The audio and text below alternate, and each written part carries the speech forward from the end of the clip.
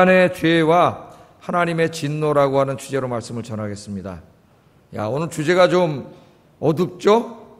지난주까지는 하나님의 사랑, 복음, 그죠? 구원하시는 하나님의 능력, 이런 희망적인 주제들을 공부했는데, 이제 복음에 대해서 이렇게 본격적으로 바울이 설명을 하기 시작하는 1장 18절부터 상당히 어두운 주제로 시작을 합니다.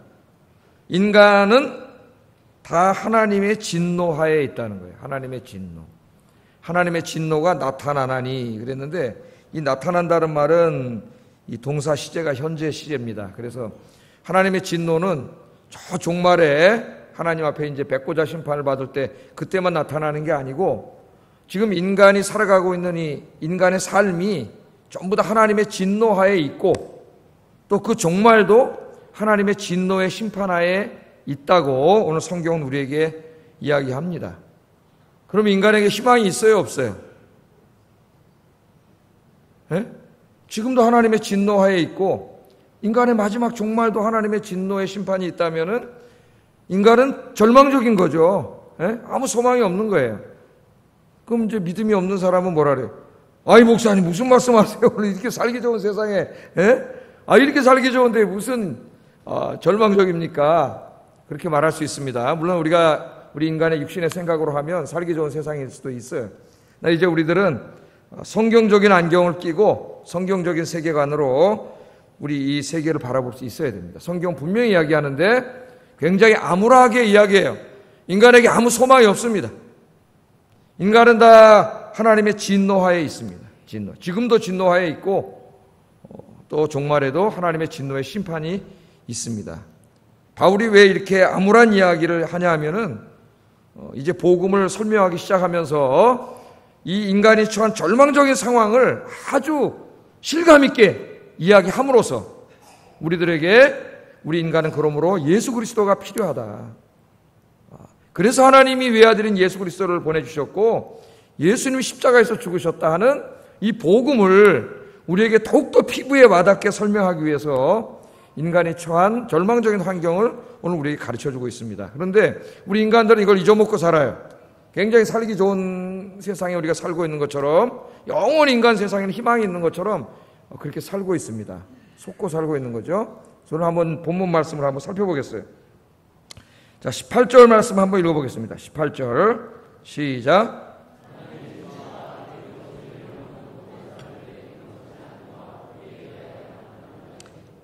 하나님의 진노가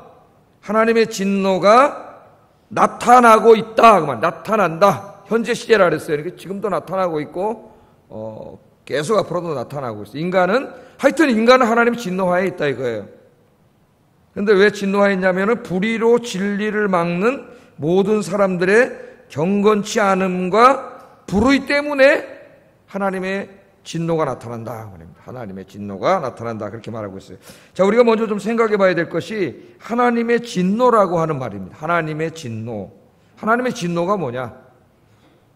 이 말을 잘못 이해하면은 하나님에 대한 잘못된 생각을 가질 수 있습니다. 진노가 뭐예요? 제가 여기 차창모 목사가 진노했다 그러면 어떻게 되는 겁니까? 굉장히 막 화가 난 거죠. 화가 나서 화가 폭발한 거 아닙니까? 진노한 거예요. 누군가 어떤 말을 들어서 저를 뒤에서 욕하고 막 비방하고 막 그랬어요. 그러면 어떻게 돼요, 여러분? 저만이 아니라 여러분들도 화가 나죠. 진노하고. 여기에 그 하나님의 진노라는 말은 그런 의미의 진노가 아니에요. 만약 우리가 하나님을 그렇게 이해한다면 하나님은 이상한 하나님입니다.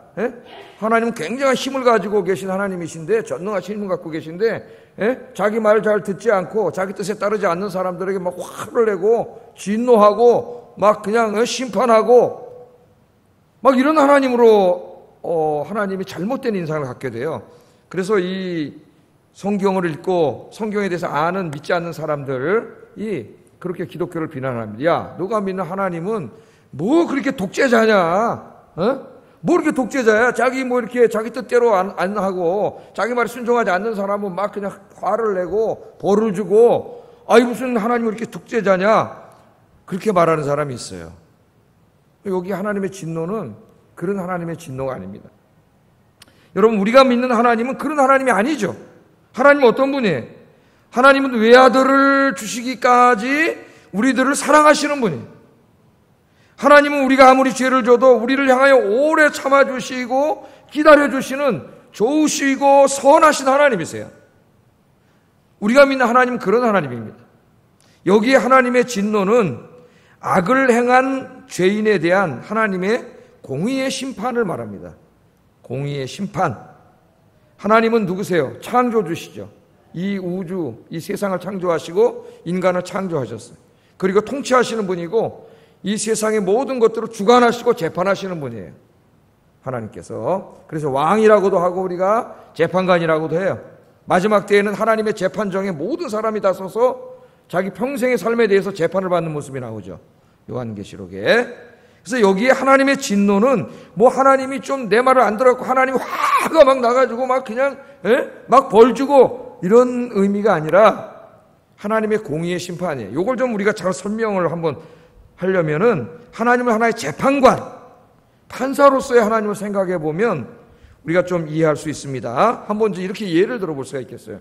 어떤 판사가 있어요. 판사가 있는데 이 사람이 사랑이 굉장히 많은 판사예요. 자기 뭐 월급 타서 어려운 사람도 많이 도와주고 자기에게 개인적으로 잘못하는 사람들은 다 이렇게 용서해주고 사랑이 굉장히 많은 판사인데 이 판사가 어느 날 자기 한 사건을 맡아서 재판을 하게 됐는데 사람을 몇 명 죽인 이 흉악범, 살인범을 재판하게 됐어요. 그래서 재판을 하는 거예요. 그래서 이제 재판을 하다 보니까 정말 이 사람이 사람을 몇 명 죽인 흉악범이라는 걸 알게 됐어요. 결론이 다 났습니다. 재판관이 이제 판결을 내려야 되는데 재판관이 생각하기를 나는 참 사랑이 많은 사람이고 이제까지 다 용서하고 살아왔어. 그렇게 생각하고 피고 000 사람을 5명 죽였으나 나는 사랑이 많은 재판관이므로 무죄를 선언합니다. 그렇게 했다가 한번 생각을 해보세요. 그럴 리는 없겠지만은 그렇게 선언했다면 어떻게 되겠어요? 그 사람이 사랑이 많은 재판관이라 그러겠습니까? 사람들이? 그 사람 뭐라 그러겠어요? 저거는 불의한 재판관이다. 불의한 재판관이죠. 그거는 하나님이 이 공의를, 법의 공의를 실행하지 않으면 불행한 재판관이고 그런 살인을 범한 사람들을 그냥 무죄로 방면하면 그 사회가 어떻게 되겠어요? 살인자들로 넘칠 것이고 그 세상은 다 파괴되고 말 거예요. 그러니까 그 판사가 판사로서 법에 의해서 그 사람에게 사형이라고 하는 유죄 판결을 내리는 것은 사랑하고는 아무 관계가 없습니다. 사람들이 그렇게 말합니다. 아니 하나님이 그렇게 사랑이 많으신데 아니 그냥 용서해주면 안 됩니까? 아니 그렇게 사랑이 많으시다면서요. 하나님은 사랑이시라면서요. 아니 좀 우리가 죄져도 그냥 용서해주면 안 됩니까? 그렇게 말하는 사람이 있어요.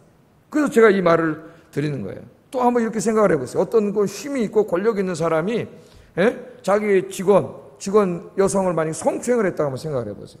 그 직원이 너무 힘들고 괴로워서 고통당하다가 법에 호소를 해서 이제 재판을 하게 됐어요. 재판을 해보니까 판사가 다 재판을 해보니까 정말 성추행한 게 맞는 걸로 결론이 났습니다. 그럼 어떻게 해야 돼요? 이 판사는 자기 사랑이 많은 판사라고 생각을 해가지고 성추행을 했습니다. 그러나 나는 사랑이 많으므로 무죄를 선고합니다. 그럼 어떻게 되겠어요, 여러분? 그 성추행 당해서 고통당하고 있는 그 여성은 어떻게 되겠습니까? 그 고통당하는 가족들은 다 어떻게 되겠어요? 그 사회는 어떻게 되겠어요? 그럼 우리 사회는 성추행범으로 넘치게 될 것이고 이 세상은 지옥이 될 거예요. 지옥이. 판사는 어떻게 해야 돼요? 법의 공의에 따라서 유죄 판결을 내려야죠. 그래야 그 사회가 어떻게 돼요? 정의가 실현되고 약한 사람들이 억울한 일 당하는 게 없는 거예요. 지금 여러분 이 세상에 나쁜 일 많이 하고 법꾸라지가 돼서 미꾸라지처럼 법을 살살살 빠져다니면서 못된 짓 많이 하고 이 죄값을 안 받는 사람들도 있어요. 그렇다고 여러분 그 사람들의 인생이 끝나는지 아십니까? 그걸로 그냥 나는 이제 법에 이건 피했네. 천만의 말씀이에요. 하나님의 최종적인 재판이 기다리고 있어요. 하나님은 피할 수 없어요. 하나님은 다 보고 계시기 때문에 하나님 앞에는 거짓말할 수 없어요. 그래서 나중에 그런 사람들은 어떻게 됩니까? 하나님의 재판을 받아서 유죄 판결을 받아요. 여러분 이 땅에서 못된 짓 하고 나쁜 짓 하고 하는 그 수많은 사람들이 벌도 받지 않고 살다가 편안하게 죽고 그걸로 끝난다면은 여러분 정말 그걸 그렇게 한다면 하나님은 얼마나 불의한 하나님이에요. 그 하나님은 사랑이 많은 하나님이라 해서 불의한 하나님. 하나님께서는요, 하나님의 때가 되면은 모든 인간의 불의를 바로잡습니다. 하나님의 정의는 뭐냐? 잘못된 것을 바로잡는 거예요. 그래서 이 땅의 죄인들, 악인들을 어떻게 하나님 나중에 다 심판하세요. 악은 심판하시고 의인은 상 주시는 분이 하나님이세요. 할렐루야.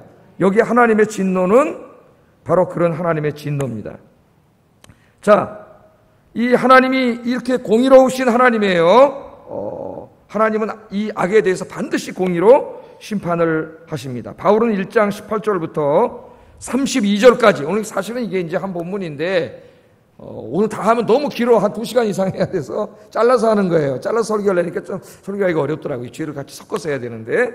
자, 인간이 지은 죄들에 대해서 지적하면서 이런 죄를 지은 18절에서 32절까지 오늘 반만 읽었어요.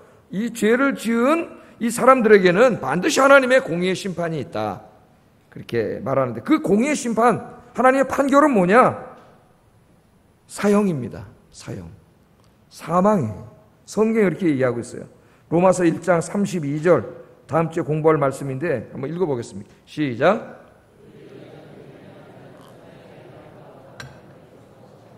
자기들만 행할 뿐만 아니라 또한 그런 일을 행하는 자들을 옳다 하느니라. 지금 이런 죄를 우리가 이제 공부하게 될 지금 이 18절부터 32절까지 많은 죄의 목록이 나오죠. 그래서 우리 성도님들이 로마서를 많이 읽고 계십니다. 막 7번 읽은 분도 있고 5번 읽은 분도 있고 많이 읽고 계세요. 뭐 다 알 거예요. 이 많은 죄의 목록이 있는데 여기 이제 공부하게 될 이 죄를 지은 사람들은 이미 하나님의 이 법률에 나와 있어요. 뭐라고? 이런 죄를 지은 자들은 사형. 그렇게 나와 있어요. 사형. 근데 지금 모든 인류가 이런 죄를 짓고 있기 때문에 결국 모든 인류는 다 지금 사형 언도를 받은 사람들이에요. 하나님의 사형. 그 로마서 6장 23절 읽어보겠습니다. 시작. 죄의 삭은 사망이에요. 이렇게 죄를 짓고 산 결과는 사망입니다. 여기 사망은 지난주에 우리가 공부했죠. 하나님의 영원한 형벌이에요. 하나님이 유죄 판결을 받고 지옥불에 떨어져서 영원히 고통을 당하는 그런 영원한 형벌입니다. 영원한 형벌.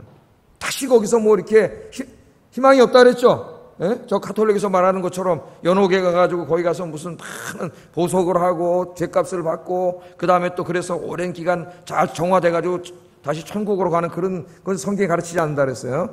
기회는 이 세상밖에 없습니다. 죽으면 기회는 없어요. 하나님의 영원한 심판이 있어요. 영원한 심판이. 그런데 성경은 너나 할 것 없이 모든 사람이 하나님의 진노하에 있다 그래요. 모든 사람이.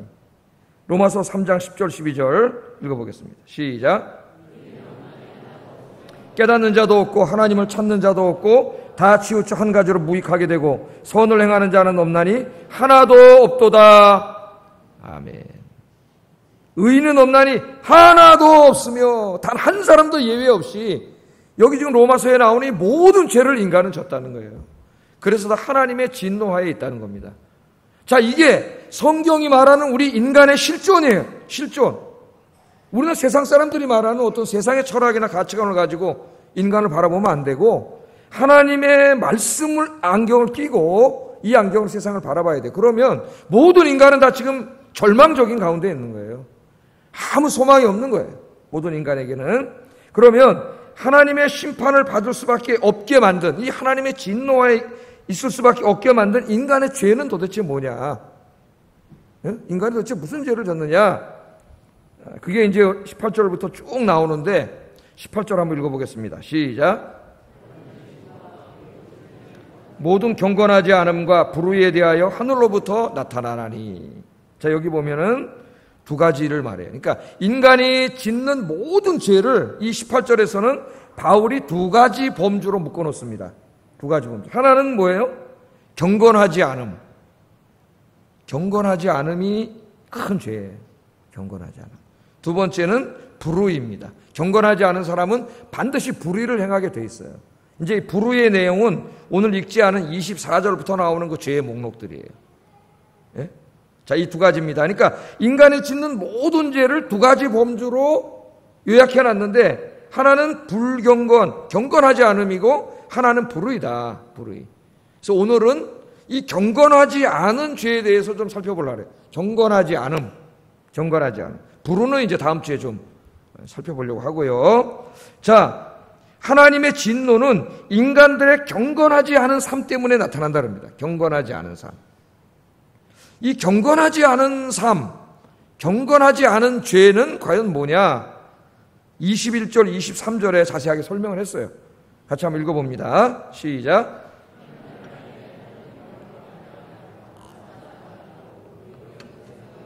미련한 마음이 어두워졌나니 스스로 지혜 있다 하나 어리석게 되어 썩어지지 아니하는 하나님의 영광을 썩어질 사람과 새와 짐승과 기어다니는 동물의 모양 우상으로 바꿨느니라. 아멘. 이렇게 말하고 있어요. 여기 경건하지 않는 죄는 뭐라고 정의하고 있습니까? 하나님을 영화롭게 하지 않은 것이요 감사하지 않는 것이다. 이렇게 정의를 하고 있어요. 뭐가 죄라고요? 경건하지 않으면 뭐예요? 하나님을 영화롭게 하지 않은 것이고 감사하지 않은 게 죄다. 이 하나님의 진노가 임하는 죄다. 그렇게 말합니다. 자, 우리들은 다 누굽니까?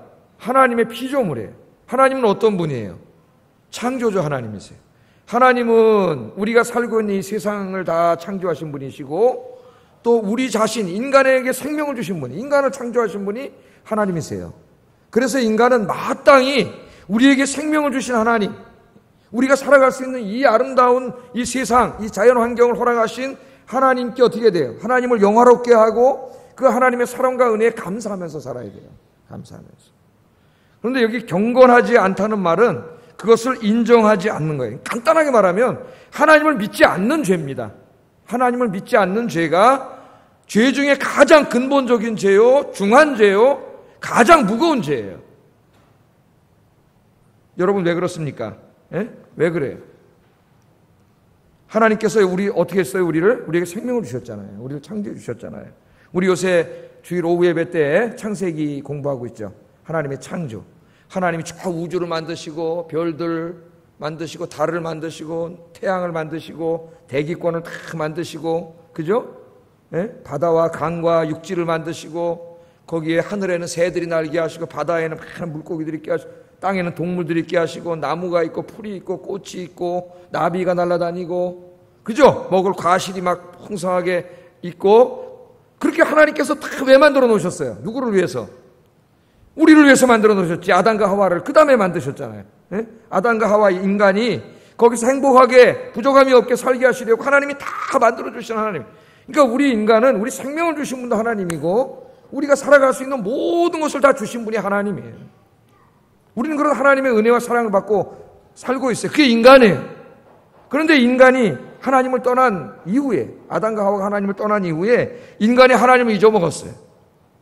그래서 사람들이 뭐라 그럽니까? 우리가 전도하면 뭐라 그래? 야, 하나님이 어딨냐? 하나님이 어딨냐? 야, 하나님이 있으면 한번 보여줘봐. 에? 한번 증거를 대봐. 하나님이 어딨어? 난 무신론자야, 무신론자. 뭘 하나님이 다 창조했냐, 이거를. 에? 아이 학교 가보니까 과학 시간에 배워보니까 뭐 이렇게 뻥 터져가지고 빅뱅. 에? 그래가지고 우주가 생겨났고, 에? 우리 지구에도 한 50억 년 전에 저 아미노산이 생겨났다. 우연히 아미노산이 생겨났다. 거기서 진화해가지고 수백 년 만에 이렇게 다 인간이 됐다고 그렇게 가르치는데 뭘 하나님이 창조했다. 그래 하나님이 어딨냐? 그렇게 말하면서 세상 사람들이 어떻게 하나님을 조롱하고 모욕하죠. 하나님. 아니 하나님이 다 창조해 주셨는데 그 창조 하나님을 잊어버린 거예요. 그러므로 여러분 죄 중에 가장 큰 죄는 자기에게 생명을 주시고 자기가 살아가는 이 모든 환경을 주신 그 하나님을 알지 못하고 그 하나님을 부정하고 부인하고 믿지 않고 마땅히 그 하나님께 찬양과 경배와 감사와 예배를 드리지 않는 이 죄가 가장 큰 죄입니다. 그 제가 이렇게 비유를 줄 수가 있겠어요. 여러분이 자녀들을 이제 힘들게 다 키웠어요. 그래서 자녀가 컸습니다. 에? 출세도 하고 성공도 하고 돈도 많이 벌었어요. 근데 이놈이 어느 날 딱 부모님 찾아오더니 엄마 아버지 우리 엄마 아버지 맞아요? 그런데 내보니까 도저히 못 믿겠는데 나 엄마 아버지가 난 거 아닌 것 같아. 나 다리 밑에서 주워온 것 같아. 그러면서 엄마 아버지가 우리 아버지라고 안 그러고 내가 잘나서 다 큰 것 같이 얘기하고 그리고 집을 쑥 나가버렸어요. 그러면 그 사람이 어디 가가지고 친구들 만나서 밥 좀 사주고 뭐 어려운 사람 좀 도와주고 좋은 일 한다 한들 그 사람이 부모님에게는 뭐예요? 부모님의 가슴에 못을 박은 죄인이지. 죄인.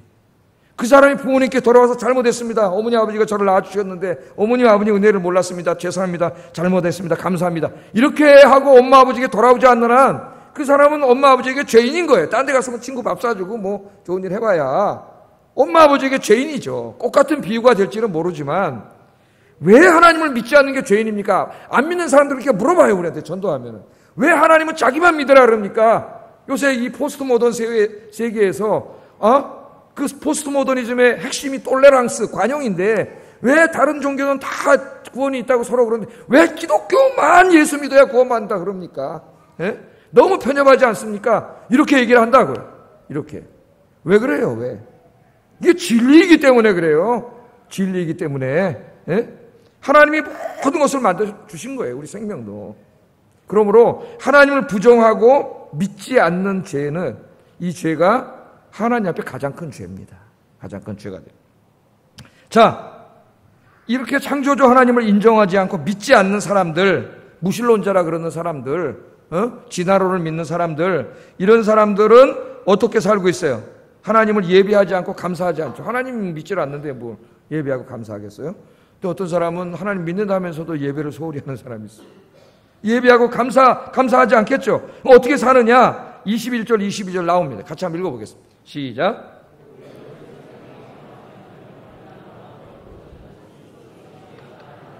썩어지지 아니하는 하나님의 영광을 썩어질 사람과 새와 짐승과 기어다니는 동물 모양의 우상으로 바뀌었느니라. 그렇게 말을 합니다.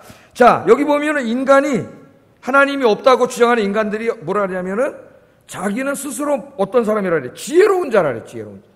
야, 그래서 인간을 뭐라 그래, 철학자들이. 인간은 만물의 영장이라 그러고, 그죠?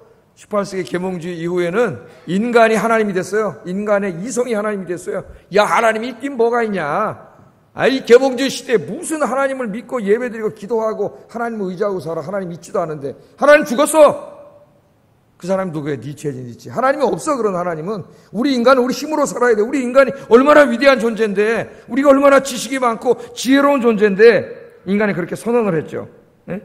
그래서 이 계몽주의 이후에 이 사람들이 뭐라 그랬습니까? 하나님의 존재를 믿지 않는 것이 이성적이고 지성적인 사람이라고 그랬어요.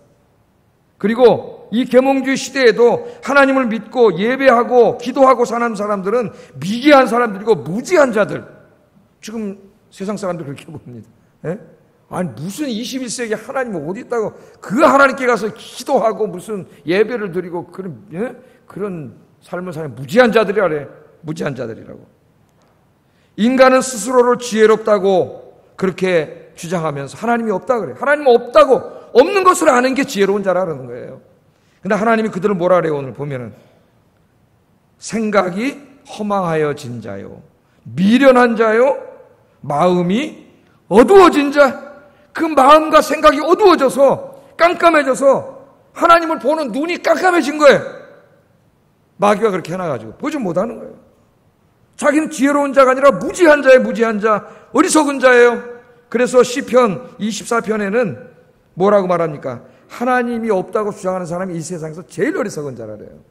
24장 1절 읽어보겠습니다. 시작. 그들은 부패하고 행실이 가증하니 선을 행하는 자가 없도다. 사실 이 시편 24편 1편 말씀이 이 로마서 1장 말씀 요약본입니다. 요약본. 예? 하나님을, 그 마음에 하나님이 없다고 하는 사람들은 부패하고 행실이 가정에서 악을 행할 수밖에 없다는 거예요.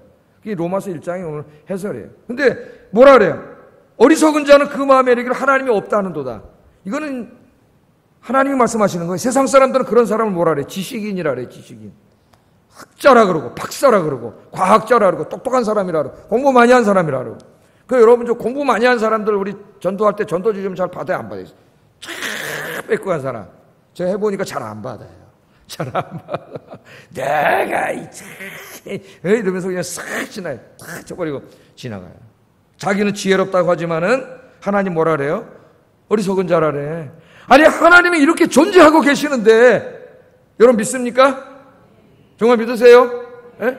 하나님이 존재하시는 증거가 이렇게 많은데, 아니 하나님 늘 나와 만나주시고 이렇게 대화하고 계시고 예배 받으시고 계시는데, 아니 그 하나님이 없다고 하는 자가, 그가 무슨 철학 박사이든 물리학 박사이든 그가 무슨 버트란트 러셀이든 뭐 스티븐 호킹이든 그 자는 무지한 자죠. 어리석은 자예요. 하나님이 계시는 게 저를 만들어준 하나님, 지가 맨날 연구하는 이 우주를, 그 우주를 창조하신 하나님을 발견하지 못해 마음과 생각이 어두워져가지고 제일 어리석은 자다 이거야. 지혜로운 자가 아니라.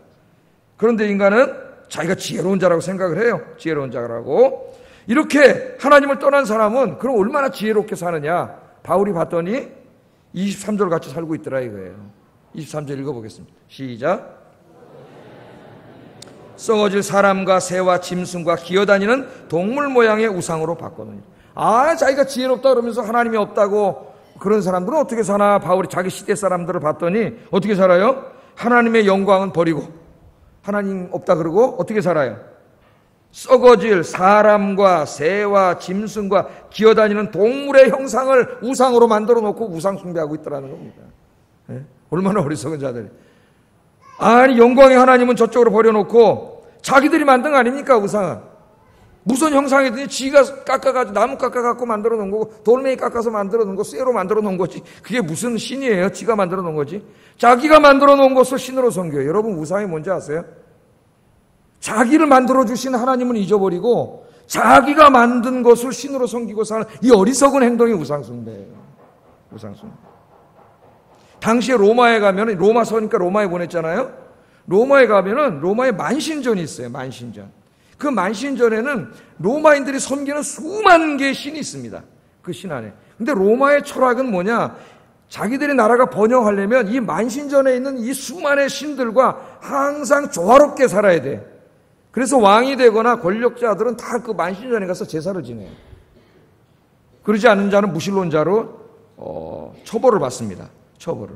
그 똑똑하다는 사람들이 결국에는 가서 그 우상 숭배하고 살더라는 거예요. 우상 숭배. 지금은 어때요, 여러분? 지금은 21세기에 무슨 4차 산업혁명이 이루어졌고 뭐 어쩌고 저쩌고 하는데 이 첨단 과학의 최고 첨단 과학이라고 하는 이 원자력 발전소 같은 거 질 때 여러분 보면 다 뭐예요? 건물 질 때 처음에 이건 다 보셨잖아요. 그 똑똑하다는 박사들이 하나님이 어디냐, 신이 어디냐 그런 사람들이 대지대가리는 왜 갖다 놓고 고사는 왜 지내는 거예요? 왜 그래? 겉으로는 하나님 없다고 딱 자신 있게 말하지만 불안한 거야. 인간은 하나님 떠난 인간은 불안해요. 왜? 자기가 자기를 지킬 수가 없어요. 인간은 이게 어떻게 될지 몰라요. 미래일 내일 무슨 일이 벌어질지 몰라. 불안하니까 이율배반적인 행동을 하는 거예요. 그 돼지대가리가 뭘 지켜주겠어요, 여기다. 거기다 돼지대가리 갖다 놓고, 그것도 콧구멍에다 돈은 또 꽂아. 21세기에도 그 짓을 하고 있잖아요. 우리 인간이. 하나님 떠난 인간은 하나님을 버린 이후에 어떻게 되는지 아세요? 아무거나 그냥 하나님으로 섬기는 거예요. 아무거나. 그 인간의 지혜로운 자가 아니라 뭐예요? 하나님 그래서 이 어리석은 놈들아. 어리석은 놈들아. 그러나 우리 21세기에 우리가 또 생각해야 될 게 있습니다. 이 우상은, 현대인들에게 있어서 우상은 꼭 어떤 형상을 만들어 놓고 섬기는 것만 의미하지 않아요. 우리의 마음의 성전에, 우리의 마음 속에 하나님이 앉아 계셔야 될 보좌에 하나님 끄집어 내리고 그 안에다가 우리 마음의 중심에 세워놓고 내가 사는 그것들은 다 뭐예요? 우상이에요. 하나님보다 내가 더 사랑하고 하나님보다 더 소중하게 여기고 사는 모든 것들이 다 우상입니다. 여러분, 내가 이 세상에서 제일 사랑하는 거, 제일 소중하게 여기는 거, 그것이 하나님이 아니면 그건 다 우상이라고 C.S. 루이스가 말했어요. 한번 여러분 마음에 생각해 보세요. 내가 제일 사랑하는 건 뭐예요? 내가 제일 소중하게 여기는 건 뭐예요, 여러분? 네? 내가 눈만 뜨면 내 온 생각과 마음을 다 사로잡고 있는 건 뭐예요? 그분이 하나님이 아니라면 그거 다 우상이라는 거예요. 그 C.S. 루이스의 유명한 말입니다, 여러분. 이 영성신학자인 리차드 포스터는 우리들에게 잘 알려져 있죠. 여러분, 기도라는 책도 쓰고 여러 가지 책을 썼어요. 근데 이 사람은 현대인들의 우상을 세 가지로 말했어요. 세 가지 키워드로 말했어요. 여기 많은 것이 함축되어 있는데 돈과 권력과 성이라고 말했습니다. 돈과 권력과 성적 쾌락. 돈은 뭐 더 설명하지 않아도 여러분, 하나님 사랑하세요? 돈 사랑하세요? 솔직히 말해보세요. 자기에게 말해보세요. 대답하세요. 속으로. 예수님은 하나님과 돈은 겸하여 섬길 수 없다 그랬습니다. 하나님과 돈은 겸하여 사랑할 수 없다 그랬어요. 난 돈을 사랑하고 하나님을 사랑해. 거짓말이에요. 돈을 사랑하는 사람은 하나님 사랑하지 않는 자예요. 돈은 필요한 것이지 사랑해야 될 대상이 아니에요. 여기 돈은 더 말할 필요도 없습니다. 권력. 우리가 권력 그러니까 저기 무슨 정치 권력만 생각하는데 그렇지 않아요. 모든 인간은 권력 다툼을 하면서 살아가요. 부부간에도 뭐하고 살아가요? 은근히 권력 다툼을 하면서 살아가요. 그래 안 그래? 권력 다툼. 이거 내 마음대로 해야 되느냐, 남편 마음대로 해야 되느냐, 아내 마음대로 해야 되느냐, 왜 당신 마음대로 해, 같이 상의해서 해, 이게 다 뭐 하는 거예요? 이게 권력 다툼이에요. 이것 때문에 싸우는 거예요, 부부가. 이게 교회 안에서도 권력 다툼이 이루어져요. 누구의 마음대로, 누구의 뜻대로 이게 주장해서 해야 되느냐, 왜 당신 마음대로 하느냐.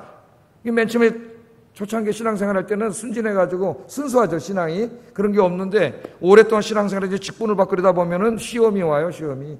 이거 내가 누군데, 교회에서. 내가 누군데, 나도 모르게 내 뜻과 어긋나게, 이게 다 교만이에요. 이게 하나님 병이라래. 이걸 교만이라래, 교만. 이 권력 다툼이 일어나고요. 하다못해 오후에 가서 축구를 해도, 축구하는데도 권력 다툼이 있어요, 거기에. 뭐냐, 축구장에 가면 누가 왕이라 그랬어요? 아, 거기 담임 목사가 왕일까요? 아니. 거기 가면 축구 잘하는 사람이야. 뭐 걔가 20살 먹어도 축구를 딱 시작하면 축구 잘하는 사람이 1등이야, 거기서. 그래서 걔 말 다 들어야 돼. 그거 뭐 서로 패스하라 그러고 패스 안 한다고 그러고 내가 가만히 보면 야, 여기서도 권력 다툼이 있구나. 축구하면서도 지내기. 모든 인간의 삶에는 친구들 사이에도 다 권력이 있어요. 이게 서로 자기 마음대로 하고 싶은 권력 다툼이. 이 성은 뭡니까? 성적 쾌락. 뭐 더 설명할 필요도 없고 다음 주에 또 설명을 할 거예요. 세상적인 즐거움. 이런 것들을 사람들이 하나님처럼 사랑하고 숭배하고 산다니까요. 누구처럼요? 하나님을 우리가 예배하고 숭배하고 경배하듯이 이 돈과 권력과 이 성과 이 세상의 즐거움을 이걸 추구하고 숭배하고 살아요. 그게 하나님이에요, 하나님. 여러분 애들이 막 자기 좋아하는 아이돌 가수 가가지고 막 그거 하는 걸 보세요. 그 경기장에 난 깜짝 놀랍니다. 수천의 아이들이 와가지고 이거 무슨 야광등이지 뭔지 들고 막 자기가 좋아하는 연예인을 우리가 뭐라고 욕하면은 맞아 죽습니다. 예? 연예인을 보호하고 무슨 또 팬클럽인지 난 하여튼 팬클럽 하는 사람은 제일 이해가 안 돼요, 저는. 아니, 무슨 그냥 좋아하면 좋아했지. 뭐 팬클럽까지 해가지고 또 회장이 있고 부회장이 있고 뭐 또 생일날 또 선물을 또, 야, 지 아버지 생일 선물은 해주나? 내 그런 생각. 예? 하는 사람이 있으면 하여튼 용서하세요. 예. 하지 마세요, 하는 사람이 있으면. 우리 주님 팬클럽 하시기 바랍니다. 예? 주님 팬클럽. 이게 다 뭐야? 하나님 섬기듯이 우리 아이들도 여러분 잘 키워야 돼요, 아이들이. 그 아이돌 우상 아닙니까? 아이돌이란 말이? 우상 헛개비란 말이에요. 그건 실체가 없는 거예요. 걔네들이 뭐예요? 아무것도 아닌데.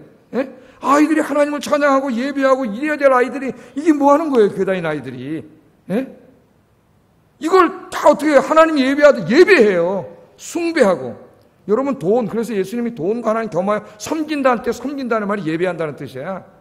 사람들은 하나님을 예배하는 사람이 있고 돈을 예배하는 사람이 있어요. 돈을 하나님처럼 사랑하고 숭배하는 사람이 있어요. 이게 21세기의 현대인들의 우상이라는 거예요. 여기 한 가지를 더 하고 싶어요. 21세기 현대인들의 가장 큰 우상은 돈과 나는 자기라고 봅니다. 자기 사랑. 예? 요새 책 나오는 거에 다 읽어보면 뭐라 그래요? 자기 사랑하라 그래요. 자기 마음에 이끌리는 대로 살아라 그러고 네 감정이 뛰는 대로 살아라 그러고 저도 제 이끌리는 대로 살면 가정이 파괴돼요. 예? 우리 인간의 감정은 타락했기 때문에 그대로 내버려 두면 안 돼요. 성령에 의해서 치료를 받아야지. 내 가슴과 이성이 이끄는 대로 살면 죄질 수밖에 없어요. 인간 무책임한 인간이 돼요. 그렇게 되면은 이게 자기 사랑이 너무 커. 자기가 하나님이 됐어요. 자기가 하나님보다 자기를 더 사랑해요. 사람들이. 이게 21세기 사람들이에요. 이게 다 우상이 됐어요. 뭘 만들진 않지만 자기 마음속에 보이지 않는 형상을 만들어놨어요. 다. 하나님 쫓아내고 우리 인간이 그렇게 살아갑니다. 그런 사람들이 다 어떻게 하는 거예요? 하나님 떠나서 실질적으로 우상을 섬기고 있는데 자기가 우상 숭배자인지 몰라. 이게 더 문제예요. 그래서 사도 바울이 오늘 얘기하는 거예요. 하나님이 바울을 통해서 우리에게 말씀하시는 거예요. 그리고 이 헛된 것들을 더 얻고 더 많이 누리려고 다음 주에 공부하게 될 24절에서 32절에 있는 이 불의한 죄들, 음란, 사기, 거짓, 불의, 살인, 경제적인 압제, 고문 등 온갖 악을 행하게 되는 겁니다. 인간. 그렇게 지금 살고 있잖아요. 그래서 우리 인간은 다 어디 있어요? 하나님의 진노하에 있는 거예요. 그게 얼마나 큰 죄인가를 우리에게 보여주는 거예요. 근데 안타까운 것은 하나님 믿는 사람들도 그렇게 산다는 겁니다. 하나님 믿는 사람. 여러분 이 시간에 우리 마음속에 보이지 않는 형상, 하나님 외에 보이지 않는 돈, 권력, 성, 세상적인 즐거움 이런 형상을 세워놨다면 오늘 다 헐어버리시기를 주의 이름으로 축복합니다. 여러분 이게 우상이에요. 우상 숭배하는 거라니까 이게. 하나님보다 더 그걸 사랑하고 있고 더 그게 내 인생에 우선시되고 있다면은, 하나님을 예배하는 것보다 더 우선시되고 있고 하나님 말씀 기도보다 더 우선시되면은 이게 다 우상이에요. 아무리 설교도 잘 이게 안 오는 것 같아 머리에. 나는 우상 안 만들었는데 마음에다 만들었잖아요. 마음의 성전에다가 하나님 쫓아냈잖아요. 마음에서. 우리 아영교인들 중에 그런 분 없겠지만은 조그만 우상이라도 생긴 거 다 헐어버리시기를 주의 이름으로 축복합니다. 이런 자들은 다 하나님의 진노하에 있고 지금도 진노하에 있고 마지막 때 하나님의 진노의 심판을 받을 거라고 성경은 이야기하고 있다는 걸 우리는 알아야 됩니다. 자, 사람들이요 나중에 하나님 앞에 가서 재판을 받잖아요. 재판을 받는데 하나님한테 이렇게 핑계댈 수가 있어요. 아유 하나님, 나 하나님 존재하시는지 몰랐는데요. 알았으면 내가 믿었겠죠. 회개하고. 하나님 존재하시다는 증거를 주시지 않았잖아요 우리에게. 그렇게 얘기하는 사람이 있어요. 실제로 그런 사람이 있었습니다. 그 사람이 누구냐면 20세기에 유명한 영국의 철학자, 무신론 철학자의 버트란트 러셀이에요. 버트란트 러셀이라는 사람이 철학사라는 책을 썼는데 저도 최근에도 그 책을 읽고 철학을 공부하고 있습니다. 다른 책에 비해서 철학책이 재밌어요. 다른 책은 개념적인 지식만 추구해가지고 재미가 없는데 이 책은 그 철학이 태동된 역사적 배경과 함께 쓰고 있기 때문에 책이 참 재밌어요. 이 사람 정말 대단한 학자다. 그런 생각을 갖지만 무신론자. 이 사람 무신론자. 그래서 어떤 사람이 이 교수를 찾아가서 물어봤어요. 선생님, 교수님, 당신이 하나님 없다고 주장하고 있는데 책도 쓰고 강연도 하면서 맨날 하나님 없다고 주장하고 있는데 만일 교수님 죽어가지고 하나님 만나게 되면 뭐라고 말씀하시겠습니까? 죽었는데 하나님이 계셔. 그럼 어떻게 될 거예요? 그때는 이제 희망이 없는 거예요. 뭐라고 말씀하시겠습니까? 그랬더니 이 버트란트 러셀이 이렇게 대답을 했어요. 하나님이 충분한 증거를 주시지 않았습니다. 하나님이 존재한다는 걸 증거를 줬으면 나 같은 천재가 당연히 믿었을 텐데 증거가 없었다는 거야. 하나님이 증거를 안 줬는데 내가 어떻게 믿냐는 거예요. 과연 그럴까요? 오늘 하나님이 바울을 통해서 이렇게 말씀하십니다. 19절을 읽어보겠습니다. 시작. 하나님께서 이를 그들에게 보이셨느니라. 이게 무슨 말씀이에요? 하나님께서는 인간에게 하나님이 존재하심을 알 수 있는 증거들을 주셨다는 거예요. 증거를 주셨어요. 표준 번역은 조금 더 이렇게 이해하기 쉽게 번역을 했습니다. 한번 읽어보겠습니다. 시작. 하나님께서 그것을 환히 드러내 보이셨대요. 하나님이 계시는 증거를 우리가 알 수 있도록 증거를 하나님 주셨다는데 그 증거 버트란트 러셀은 없다는데 있었으면 자기가 믿었을 거라는데 하나님 주셨대요. 그 증거가 뭐예요? 19절 20절 한번 읽어보겠습니다. 시작. 그의 영원하신 능력과 신성이 그가 만드신 만물에 분명히 보여 알려졌나니 그러므로 그들이 핑계하지 못할지니라. 아멘. 하나님 뭐라 그래요? 하나님이 존재하신다는 증거를 어디다 두셨어요? 하나님이 창조하신 이 모든 피조물들, 인간을 포함해서 모든 피조물들 안에는 하나님의 신성과 능력, 창조주 하나님의 신성과 능력이 거기 들어가 있다는 거예요. 그게 나타난다는 거예요. 그러므로 그거를 보면은 이 세상을 만든 이 우주를 창조하시고 인간을 창조하신 하나님이 있다는 강력한 증거가 된다는 겁니다. 요즘 우리 주일 오후에 창조론 계속 공부하면서 우주에 대해서 공부하면서 하나님께서 이 우주를 창조하셨는데 이 우주가 굉장히 정밀한 기계와 같다 그랬죠. 그 아주 정밀한 기계처럼 이게 움직이고 있다 그랬죠. 서로가 상호 조화를 이루어서 그런 걸 보고 과학자들이 그냥 돌멩이 하나도 우연히 생길 수가 없는데 이렇게 정교한 기계와 같은 우주가 존재한다는 것은 누군가 분명히 어떤 굉장히 지성적이고 인격적인 존재가 존재하시고 그분이 이것을 만들었다는 강력한 증거다. 이 우주를 디자인하고 설계하시고 만드신 그분이 바로 누구예요? 하나님입니다. 우리 인간도 공부했죠? 인간의 세포에 그 세포 하나에 조그만 세포 하나에 방이 20개나 있고 그게 아주 이 시계보다 몇백 배 정교한 기계와 같다 그랬죠. 하나만 망가져도 세포가 망가져서 암 걸려 죽는 거예요. 그게 딱 정교하게 됐는데 그게 어떻게 그냥 이런 돌멩이 하나도 아니고 우연히 있을 수가 있느냐. 그건 분명히 그것을 설계하고 디자인하신 어떤 인격적이고 지성적인 존재가 있다. 그분이 누구라고 그랬어요? 하나님이시라 했죠. 자, 여기 시계가 있습니다. 제가 얘기 들었죠? 시계를 썼어요. 여러분, 이 시계를 보면은 우리는 시계를 누가 만들었는지는 정확하게 모르지만, 바울이 하는 말이 지금 이겁니다. 시계를 누가 만들었는지는 정확하게 모르지만 이 시계가 있다는 것은 이 시계를 만든 사람이 있다는 것을 전제하고 있죠. 그래 안 그래요?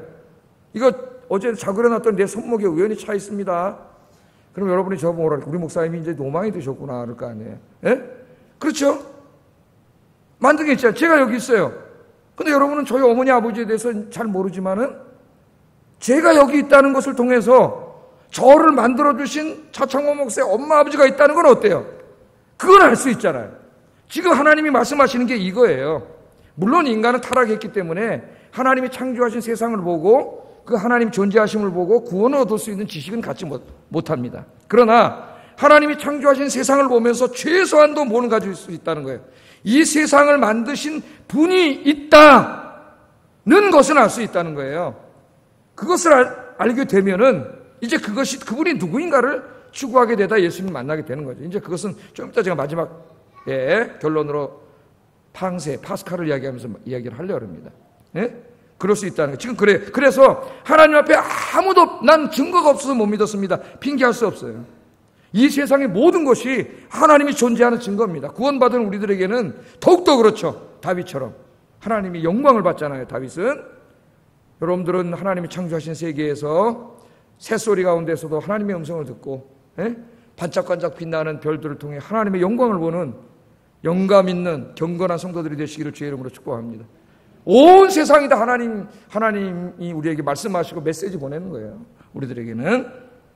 자, 그러므로 인간은 하나님의 진노하에 있게 되는데 문제는 인간이 자신이 처한 이 실존적인 처지를 모른다는 거예요, 지금. 그래서 진짜 거기 맞는 얘기가 톨스토이 얘기. 제가 여러 번 얘기를 했는데 전도할 때도 톨스토이 얘기죠. 그 검은 쥐와 흰쥐 얘기 너무나 유명하잖아요. 어떤 사람이 호랑이가 쫓아서 도망가다가 구덩이에 푹 빠졌어요. 그리고 여기에 탁 뿌리에 걸려가지고 대롱대롱 매달려 있는데 위에를 보니까 호랑이가 잡아먹으려고 또 이러고 있고 밑에를 보니까 독사들이 시글시글 거리고 있고 올라갈 수도 없고 내려갈 수도 없어요. 둘 다 죽어. 근데 저쪽에 보니까 흰쥐 한 마리가 나오더니 요 뿌리를 사각 긁어먹고 가는 거예요.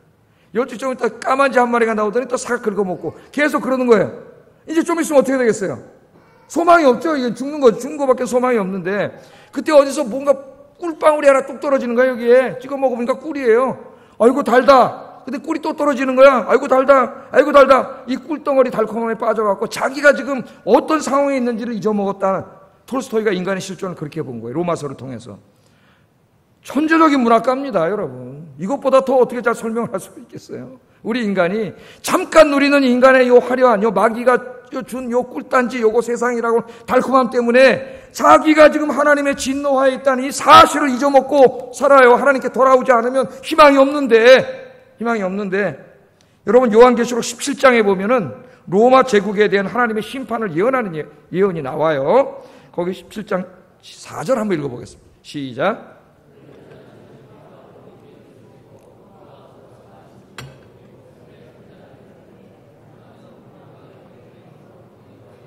그의 이마에 이름이 기록되었으니 비밀이라 큰 바벨론이라 땅의 음료들과 가증한 것들의 어미라.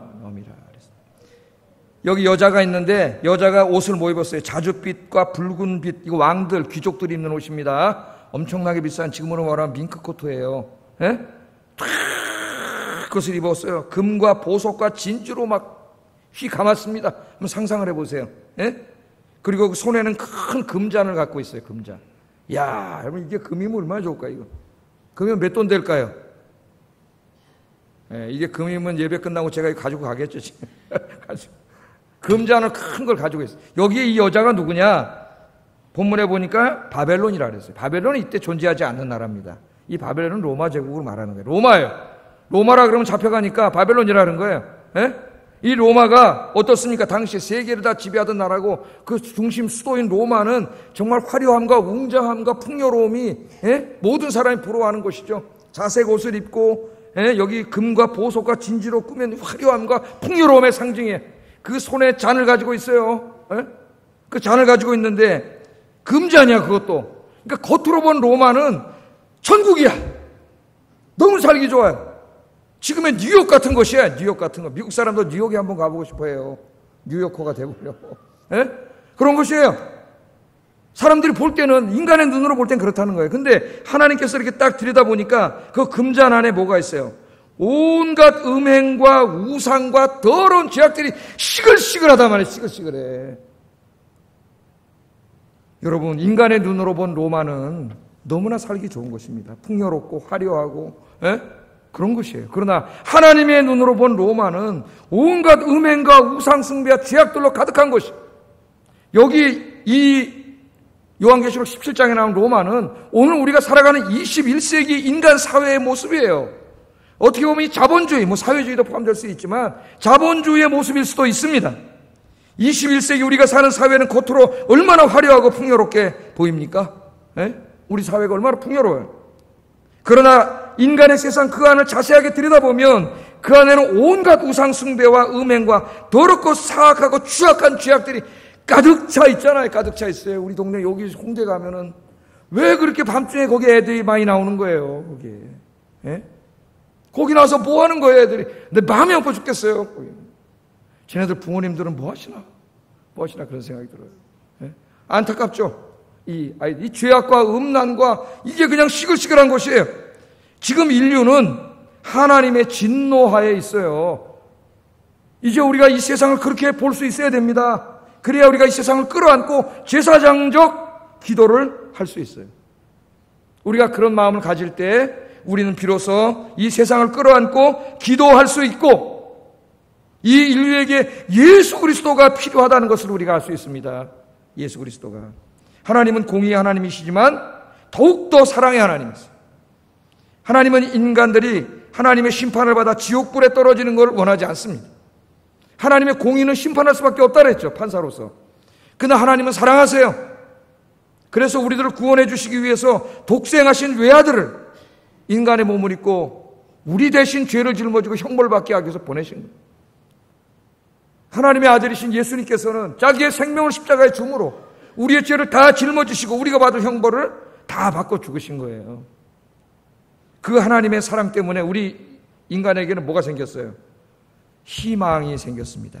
희망, 소망이 생겼어요. 원래는 소망이 없어요. 바울이 말했듯이 하나님의 진노하에 있기 때문에. 그러나 우리를 너무 사랑하시는 하나님의 사랑 때문에 우리 인간에게는 소망이 생겼어요.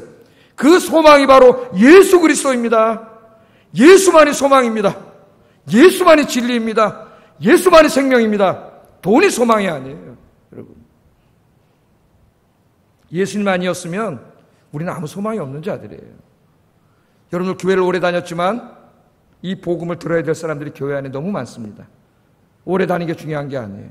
내 마음속에, 인격 속에 진짜 예수 그리스도를 만났는가? 십자가의 주님, 부활하신 주님을 내가 진짜 만났는가? 그 주님의 생명이 진짜 내 안에 있는가? 그 주님의 영인 성령이 내 안에 있는가? 이게 중요해요.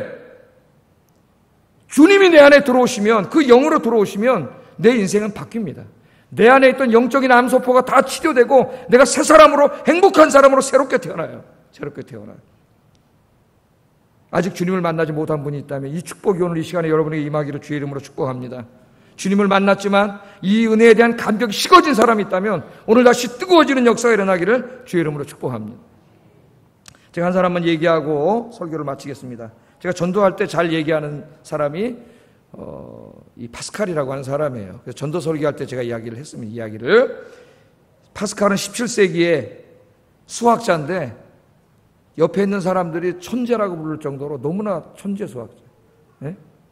또 철학자입니다.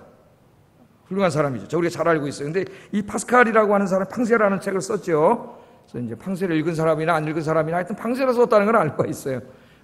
그러나 이 파스칼을 우리가 잘 알지 못해도 그가 한 말은 우리가 기억하는 게 하나 있어요. 뭐예요? 인간은 생각하는 갈대라는 거죠. 인간은 생각하는 갈대다.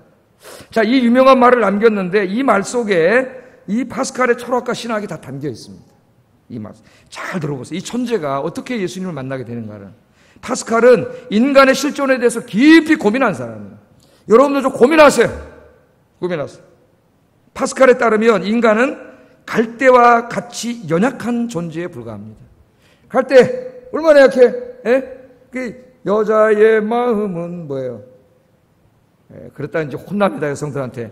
또 2절도 불러야 돼요. 남자의 마음도 갈대와 인간의 마음 갈대와 같아. 인간은 어때요? 연약한 존재, 갈대 같은 존재라는 거예요. 생물학적으로 보아도 인간은 맹수들을 맨손으로 당해낼 수 없습니다. 개한테도 물려요, 사람은. 약해. 개도 못 이겨요. 100년도 채 살지 못하고 죽어야 하는 유한한 존재입니다. 도덕적으로 보아도 인간은 의와 진리를 행하지 못하는 죄만 짓는 도덕적으로도 흠이 많은 존재, 연약한 존재. 또한 우주론적인 관점에서 보더라도 인간은 우주 속에서 한 점도 안 되는 아주 미미한 존재밖에 안 되는 거예요. 그래서 파스칼은 생물학적으로, 도덕적으로, 인간학적으로, 우주론적으로 인간을 봤는데 인간은 갈대밖에 안 돼. 연약한 존재라는 거예요. 얼마나 똑똑합니까? 자, 인간은 연약한 존재인데 중요한 거는 뭐냐? 갈대 같은데 그 앞에 뭐가 붙었어요? 생각하는 갈대라는 거예요. 생각하는 갈대. 인간은 연약하지만은 생각할 수 있는 존재입니다. 인간은 이처럼 생물학적으로, 도덕적으로도, 우주론적으로도 연약하지만 인간이 생각하는 존재라는 데서 파스칼은 위대함을 찾았습니다. 생각하기 때문에 문명을 만들어낸 거죠. 인간은 생각하는 존재예요. 사자는 사람을 물어 죽일 수 있지만 자신의 실존을 알지 못하는 미물에 불과합니다. 그죠? 힘은 세고 와 그러지만 지가 뭔지 인생은 뭔가 사자 그러는 거 봤어요? 동물원에 가서? 나는 우울해 그런 거 봤어요? 사자는 몰라요. 우주는 인간을 초라하게 만드는 광대한 존재이지만은 자신의 존재에 대해서 생각하지 못하는 존재밖에 안 돼요. 우주는 생명이 없어요. 그들은 자신들의 죽음과 소멸에 대해서 전혀 알지 못합니다. 우리는 인간은 자신이 동물에게 죽을 수 있는 연약한 존재임을 알고 있어요. 자, 우리는 연약한 존재이지만 우리는 생각하는 존재예요. 생각하는 존재. 생각하는 인간은 위대한 존재예요. 그런데 이 위대함이 다시 인간을 불행하게 만들어요. 왜? 우리는 생각하는 존재이기 때문에 자신의 실존에 대해서 생각할 수 있습니다. 내가 언젠가는 죽을 수밖에 없는 유한한 존재임을 알고 있어요. 내가 도덕적으로 너무나 미약해서 죄만 짓는 존재라는 것을 인간은 알 수 있습니다. 인생이 굉장히 허무하고 무의미한 거라는 걸 인간은 알 수 있어요. 알고 있어요. 그러므로 인간은 연약한 갈대이지만은 생각하는 갈대로서 위대한 인간이지만 그 위대함 때문에 다시 인간은 불행해지는 거예요. 왜? 이 불행을 다 알잖아요. 여러분 언제 죽는지 다 알고 있잖아요. 저 강아지가 언제 죽는지 알아요? 여러분 언제 죽는지 다 알고 있어요. 죽음이 온다는 거 알고 있습니다. 인생이 유한하다는 거 알고 있어요. 그러나 인간은 여기로부터 스스로의 힘으로 여기서부터 어떻게 해방돼서 빠져나갈 수가 없어요. 그것도 알고 있어요. 그래서 인간은 불행해. 이 인간의 위대함이, 생각하는 존재로서의 이 위대함이 다시 인간을 불행하게 만드는 거예요. 그래서 파스칼은 불행해졌어요. 고민했습니다. 이 인간의 유한성으로부터, 죽음으로부터, 이 인생의 무의미로부터 나를 해방시켜 줄 그 존재는 무엇인가? 그러다가 그는 바로 예수 그리스도를 만났습니다. 할렐루야. 십자가에서 죽으시고 부활하신 예수님만이 인간의 측면에 있는 이 절망적인 실존으로부터 우리를 구원할 수 있다. 파스칼은 주님 안에서 그 구원을 찾았습니다. 그래서 남은 인생을 주님을 믿고 행복하게 살았는데 불행하게도 오래 살지는 못했어요. 병이 너무 많아가지고 39살에 일찍 갔습니다. 그 사람이 예수님만이 진리라는 것을 밝혀내기 위해서 책을 쓰려고 그랬는데 쓰다가 죽었어요. 그러나 그가 이렇게 끄적끄적 단상 조금 써놓은 글들을 후대의 사람들이 모아내서 낸 책이 방세예요. 방세. 한번 여러분 시간이 되면 밀 가을에 한번 성경과 함께 한번 읽어보시기를 주의 이름으로 축복합니다.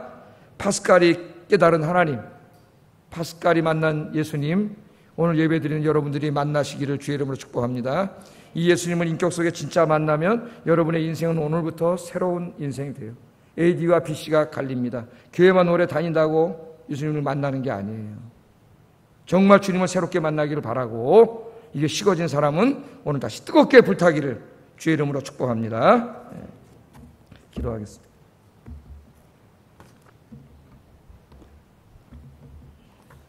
먼저 기도하세요. 주님, 내가 이제부터 하나님의 말씀의 안경을 끼고 세상을 바라보게 하시고 이 세상이 인간의 실존이 절망 가운데 있다는 것을 내가 알게 하여 주시옵소서. 내가 예수 그리스도만이 소망인 것을 깨닫고 내 안에 예수 그리스도를 영접하고 주님과 함께 살게 하여 주시옵소서. 아직 이 뜨거운 은혜를 잃어버린 사람이 있다면 이 열정이, 이 감사와 은혜가 다시 살아나게 달라고 기도하시고, 내 사랑하는 사람들 중에 아직 하나님 모르는 사람들 내가 전도할 수 있게 해달라고 같이 기도하겠습니다. 사랑하신 아버지 하나님, 감사합니다. 오늘 귀한 말씀을 통하여 우리를 깨닫게 하시고 은혜를 주신 거 감사합니다. 모든 인간은 경건하지 않음과 불의 때문에 죄를 짓고 하나님의 진노하에 있기 때문에 아무 소망이 없는 존재임을 깨닫게 하신 것